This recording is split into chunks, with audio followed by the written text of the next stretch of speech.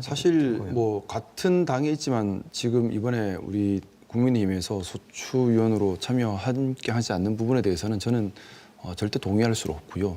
당연히 같이 참여를 해야 되는 부분이라고 생각합니다. 왜냐하면 이것은 특히나 예전 박근혜 대통령 때와는 근본적으로 다른 문제입니다. 그때는 개인 비리가 문제였다면 지금은 내란이라는 비상계엄이라는 국헌 문란의 문제이기 때문에 당리당략이 있을 수 없는 부분입니다. 그럼에도 불구하고 이런저런 당리당략으로 참여하지 않겠다라고 얘기하는 부분이 글쎄 저희 뭐 같은 국민의힘에 소속되어 있지만은 저는 참 동의할 수 없는 부분이고 아마 저희 당 안에서도 표현을 못해서 그렇지 많은 의원님들이 동요가 있을 거라고 저는 생각합니다. 과연 이것이 맞는가?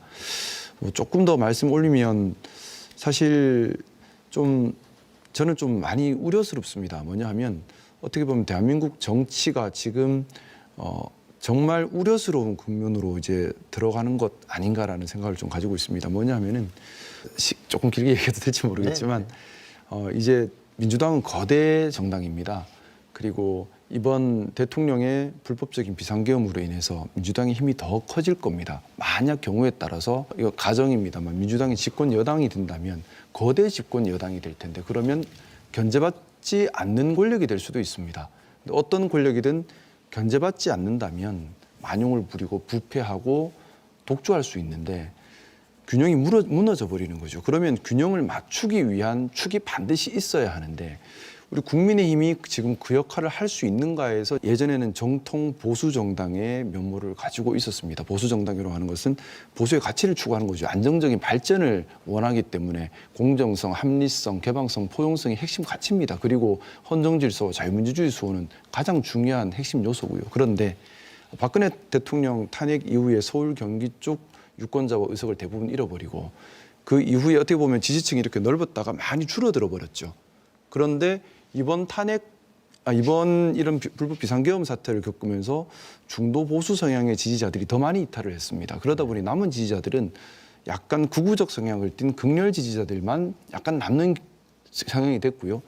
또 박근혜 탄핵 이후에 잘못된 학습 효과가 생겼습니다. 뭐냐 하면 극렬 지지자 중심으로 뭉쳐서 버티면 기회가 온다라는 잘못된 학습 효과가 있습니다.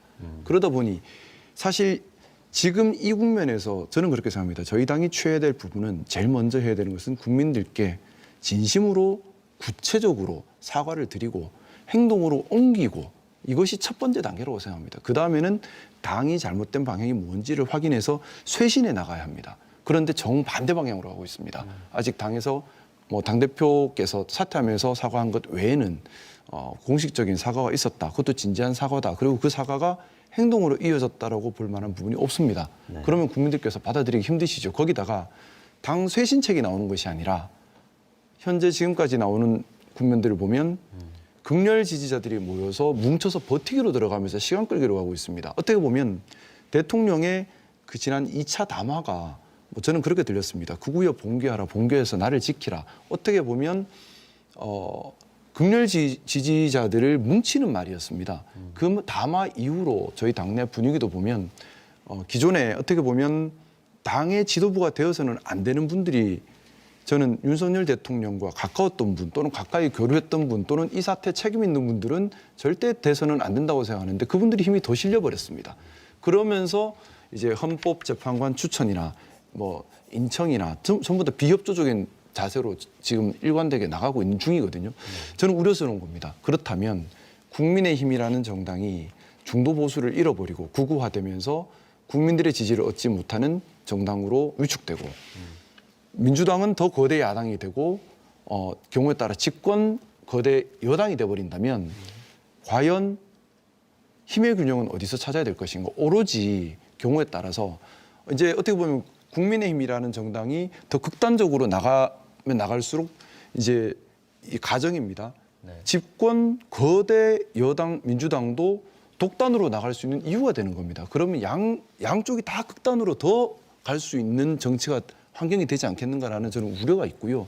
결국에는 중간이 단단해야지 제대로 된 정치가 되는데 중간은 사라지고 더 대립만 있고 그리고 분명히 나라가 건강하기 위해서는 건강한 보수 세력이 있어야 합니다. 그런데 이 건강한 보수 세력이 발붙일 공간이 없어져 버리는 지금 어떻게 보면 대한민국 정치 구조적으로는 참 큰 위기다는 생각이 듭니다. 지금 그래서 좀 전에 그 의원님들께서 왜 국민의힘이 헌법재판관 임명과 인천과 뭐 이런 부분들 다 협조가 되지 않느냐, 소추위원회에 참여하지 않느냐, 저는 분명히 잘못됐다고 생각합니다.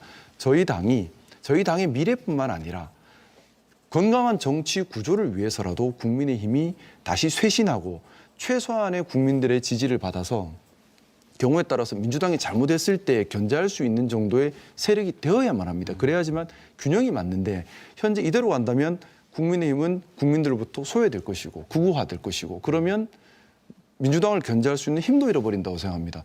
이것이 저는 참 우려스러운 대목이고요. 그런 것들 때문에 사실 요즘 좀 고민이 많습니다.